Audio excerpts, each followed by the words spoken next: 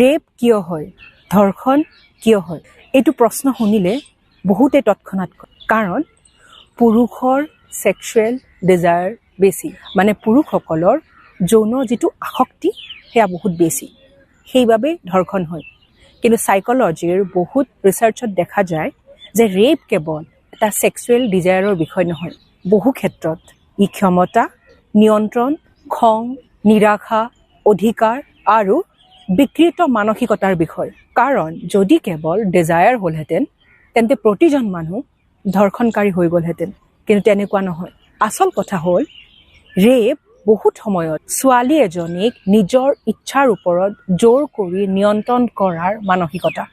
এজন ৰেপিষ্ট মানে ধৰ্ষণকাৰী বহু সময়ত যৌন সুখৰ বাবে নহয়, ক্ষমতা অনুভৱ কৰিবলৈ, নিজক প্ৰভাৱশালী অনুভৱ কৰিবলৈ বা নিজৰ ভিতৰত খং, হীনমান্যতা, ফ্ৰাষ্ট্ৰেশ্যন এইবোৰক ভুল পথেৰে বাহিৰ কৰিবলৈ এই কামটো কৰে। যেতিয়া মানুহে মানে না এই শব্দটোক একচেপ্ট কৰিব নোৱাৰে, ৰিজেকশ্যন হেণ্ডেল কৰিব নোৱাৰে, তেতিয়া সেই মানসিকতা লাহে লাহে এটা খুব ভয়ানক আচৰণলৈ পৰিণত হয়। আৰু এটা খুব ডাঙৰ কথা হ'ল সমাজে এজন ল'ৰাক সৰুৰে পৰাই আৱেগিক পৰিপক্কতা নিশিকায়। তেওঁলোকক কোৱা হয় পুৰুষ মানে শক্তিশালী হ'ব লাগিব, পুৰুষ মানে ডমিনেট কৰা, অন্যক নিয়ন্ত্ৰণ কৰা, পুৰুষে কেতিয়াও নাকান্দে।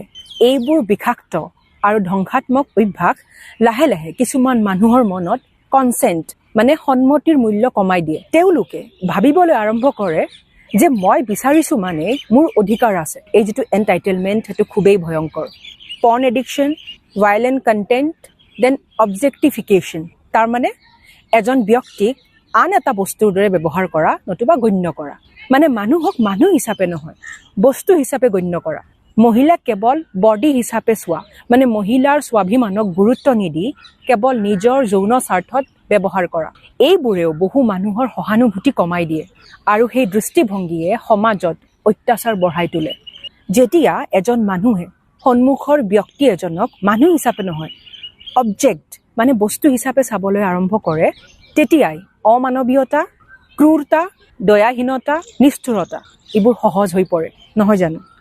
আৰু ৰেপ কেৱল অচিনাকি মানুহে নকৰে, বহু ক্ষেত্ৰত ভুক্তভোগীৰ চিনাকি মানুহ, বন্ধু, ৰিলেটিভ মানে সম্বন্ধীয় কোনোবা, নতুবা পাৰ্টনাৰ, হয় নিজৰ পাৰ্টনাৰ নিজৰ সংগীও কৰে, নতুবা কোনোবা বিশ্বাসযোগ্য মানুহেই এই কামটো কৰে। কাৰণ ৰেপৰ মূল বিষয় বহু সময়ত ছেক্সুৱেল এট্ৰাকশ্যন নহয়, বৰঞ্চ দমন আৰু সন্মতি অমান্য কৰা।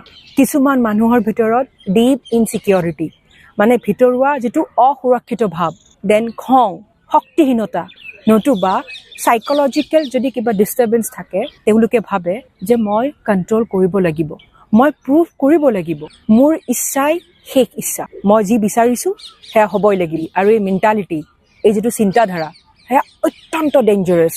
কিন্তু ইয়াৰ অৰ্থ এইটো নহয় যে প্ৰতিজন ফ্ৰাষ্ট্ৰেটেড মানুহ ক্ৰিমিনেল হৈ যায়, মানে প্ৰতিজন মানুহ যিয়ে নিৰাশাত ভুগি আছে তেখেতসকল অপৰাধী হৈ নপৰে। ক্ৰাইম শেষত এটা চইচ, মানে অপৰাধ এটা সিদ্ধান্ত। সেইবাবে ৰেপৰ যুক্তিযুক্ততা প্ৰতিপন্ন কৰিব নোৱাৰি, কাৰণ এনেকুৱা লাখ লাখ মানুহ আছে যিসকল বহুত দুখী, অকলশৰীয়া আৰু ৰিজেকশ্যনক লৈও তেখেতসকলে কাৰো ক্ষতি নকৰে।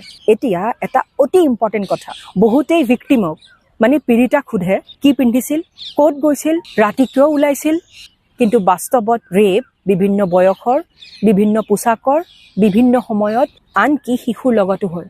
মানে সমস্যা কেৱল পোছাক বা সময় নহয়, সমস্যা মানসিকতা।